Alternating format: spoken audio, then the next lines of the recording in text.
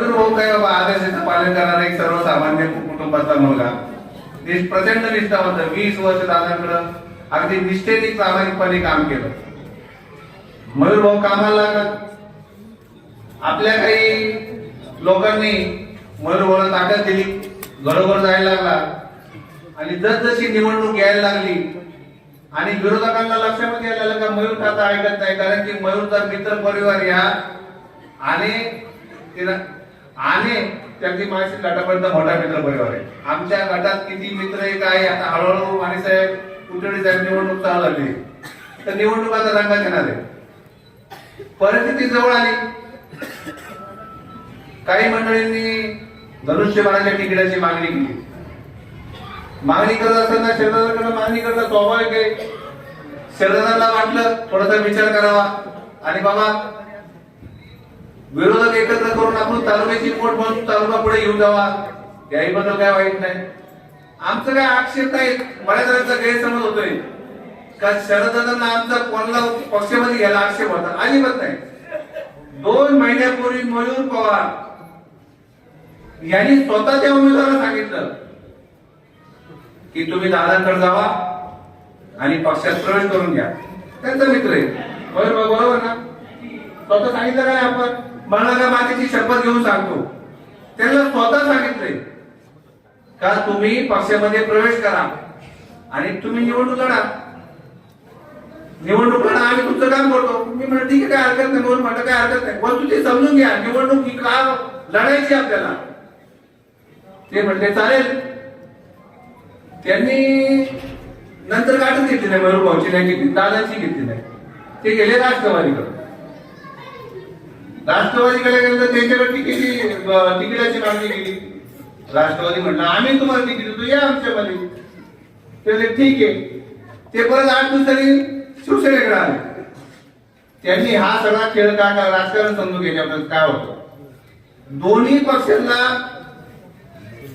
काय शब्द तो जुलवत ठेवायचं आणि दोन्ही पक्षातल्या इच्छुक उमेदवारांना काम करून द्यायचं नाही. दादांना वाटायचं त्यांनी शब्दला लोकांचा नको, तुम्ही थोडं थांबा. मयूर अटॅक मोड मध्ये याला काम करायला लागलं की दादा निवडून काढायचे. दादा काय बरं चाललं काय नाही चाललो गेलं. दादांना आशा ठेवायची, तिकडं त्यांना आशा ठेवायची. ते आतून शेटला एक डोळा मारायचे, दादाला एक डोळा मारायचे. ते फिरून फिरून फिरून फिरून मग काही नेत्यांच्या लक्षात आलं. काही नेत्यांनी त्यांची उमेदवारी वारीसाहेब 15 दिवसापूर्वी कापली. बरोबर, 15 दिवसापासून त्याचा उमेदवारी देणार नाही. या भूमिकेवरती राष्ट्रवादीचे प्रचंड बरेचसे कार्यकर्ते आहेत. बरोबर ना? आता नाही द्यायची म्हणले उमेदवार कुठल्या परिस्थितीमध्ये. काय होईल ते निवडणुकी हाणवतच चालत, पण ह्या माणसाला मात्र तो उमेदवार द्यायची नाही. मी म्हटलं दादा आता आपल्या मयूर वाहनावर घ्यायचं काय खरं नाही, आपल्या मयूर वाहनावर उमेदवार देऊन टाका. ते म्हटले का आपल्या रवी बोर्डा वगैरे पण ती कोणाला द्या उमेदवारी. ठीक आहे म्हटलं तर मयूर वाहनकर दादा अटॅक केला का दादानी तर मयूरला जाऊन घ्यायचं आणि काय ते करायचं. परत ते दादाकडे आले, दादा असं असं नेत्यांना बोलवत ठेवलं. मी जे बोलतोय मळगा मातेच्या साक्षीने खरं सांगतोय निवडणूक काय. आणि 2 दिवसापूर्वी प्रवेश केला. किती दिवसापूर्वी? 2 दिवसापूर्वी. आता मयूर भाऊ आपला पुढे निघून गेला.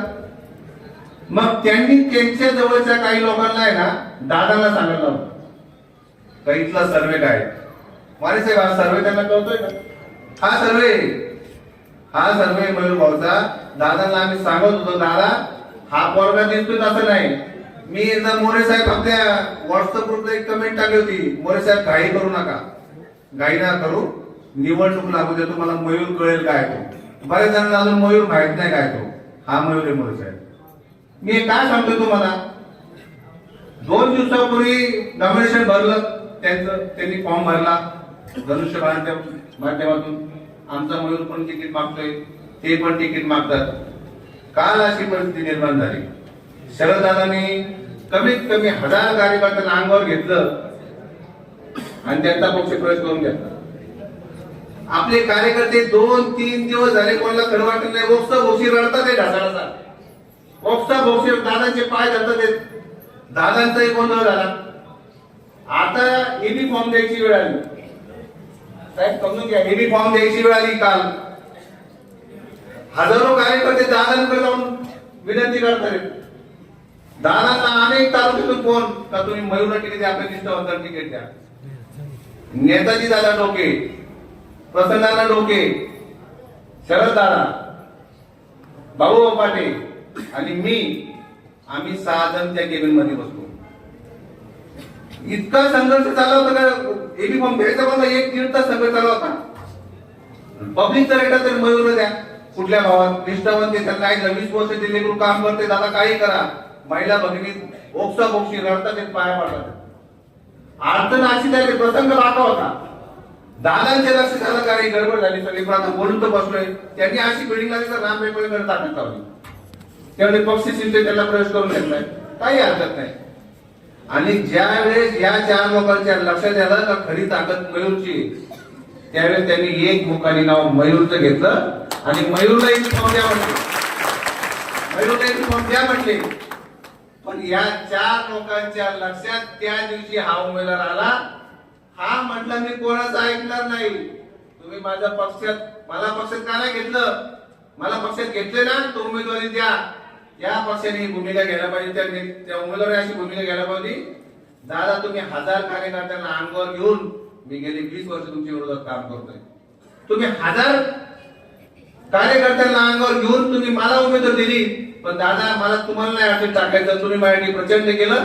पण मयूरचा सगळा कार्यकर्त्याचा तालुका पण आक्रोश होतोय, मला तुम्हाला अडचण आणायचं नाही. तुम्ही मयूरला एबी फॉर्म द्या, मी अपक्ष लढतो. आज तुम्हाला त्यांनी डोक्यावर घेतला. तुम्ही म्हटले का मला पक्षाचा घेतलं, तुम्ही मला घ्यायचंच नव्हतं, नाही तर मी काही केलं. तुम्ही काय केलं असतं, तुम्हाला राष्ट्रवादीमुळे तुमची कधीच कधी कापड होती. राष्ट्रवादीमुळे तुम्हाला उमेदवारी जाती, मयूरला कधी धनुष्यबाणातून उमेदवारी भेटते. तुमचा विषय होता एकदा अपक्ष लढा, त्याचा निवडणूक करू नका. तुमच्या लक्षात आलं अतुल भाऊ का राष्ट्रवादीकडनं आता आपली उमेदवारी भेटतच नाही. 4 दिवसापूर्वी उमेदवारी मागायला आम्ही बघितलं, त्याला काय तमाशा झाला तिकडे. ते त्यांचे नेते म्हणजे आम्ही ते आमचा उमेदवार पडल्याच चालेल भाऊ, पण आम्हाला काय उमेदवार देते 1.5 वर्ष आले, पण आम्हाला कंटाळा नाही माणसाने. पण दादाला वाटलं मी माझं मन मोठं आहे, मी आमच्या तालुक्याला बरोबर घेऊन जाणार. दादा घ्या तुम्ही बरोबर, आमचं तेव्हा मन नाही. अरे पण या लेकरांनी काय करायचं, यांनी 20 वर्ष काम करायचं, यांनी काय करायचं तुम्ही समजून घ्या. त्याची भावना काय, ते कधीच काय बोलत नाही कोणाला. ते कार्य त्याला म्हटले, ते म्हटले काय नाही भाऊ माझं काय म्हणणं नाही. दादा माझे नेते पण मी निवडणूक लढणार, माझं काय म्हणणं नाही. भूमिका स्वच्छ असली. आणि बघा राजकारणामध्ये वाणी साहेब, राजकारणामध्ये फार हुशार आणि चतुर माणसं पुढे गेली नाही कधी. चतुर माणसांवरती लोकांचा विश्वास बसत नाही, घरात ठेवा. नाहीतर मी तुमच्याशी गोड बोलायचं, वाणी साहेब तुमची तब्येत कशी आहे, मुलं कशी आहे, उतरडे साहेब तुमचं घरचं खरंच चांगलं आहे, तुमचा स्वभावही चांगला आहे. तुम्हाला कधी चहा पाजायचा नाही, नुसता स्वभाव चांगला आहे. हॅपी बर्थडे टू यू वाचत का चहा पिंपळवणी गावात अहो कधी ते दाखवलं माहिती आहे, त्याला करून आपण जरा चहा घेऊ, त्याला थोडं मिसळपाव खाऊ. अरे आळे गावात काय प्रॉब्लेम आहे, काय एखादी वर्गणी फाडायची, 1000 रुपये वर्गणी घ्या. काळवाडी गावात काय वर्गणी वगैरे आलेत का तुम्हाला? आळे गावात काय वर्गणी वगैरे आलेत कोणाला? वडगावमध्ये 100% आलेले पिंटू गप असतो. बघा मी तुम्हाला एक काय सांगतोय, एखाद्याचा पर्दाफाश झाला पाहिजे का नेमकं काय भूमिका आहे. तुम्ही मतासाठी चुका सहभागी होऊ नका. लोक फार हुशार आहे तुमच्यापेक्षा पुढची. तुम्ही मतासाठी चुकत होता. ते पाठीमागच्या वेळेस मतदारसंघ तो होता, समजून घ्यायचं उदाहरण देतो. मतदारसंघ कुठला होता? तिकडला होता. आता नदीच्या पलीकडे दशक्रिया माहिती पण आता चालू आहे, पण काही मंडळी आता तिकडे जात नाही. इकडे लोकांचं जास्त दुःख त्यांना वाटतं. ते गेल्यावर तिकडे जायचे, ते म्हणजे आता तिकडे माहिती दशक्रिया ऍक्सिडेंट होऊ, तिकडे काय हॅपी बर्थडे टू यू नाही, काय नाही काय नाही, डायरेक्ट तिकडे हॅपी बर्थडे टू यू. असं चालत नाही राजकारणामध्ये. फार चतुर माणसं राजकारणात पुढे गेली नाही. समाज फार हुशार आहे, तो नेमका ओळखतो का हा माणूस नेमका कसा आहे. मयूर भाऊ आमचा निष्ठावंत आहे, आज त्याच्यावर अन्याय झालाय. आणि ही निवडणूक संपूर्ण महाराष्ट्राला दिशा देणारी निवडणूक ठरेल.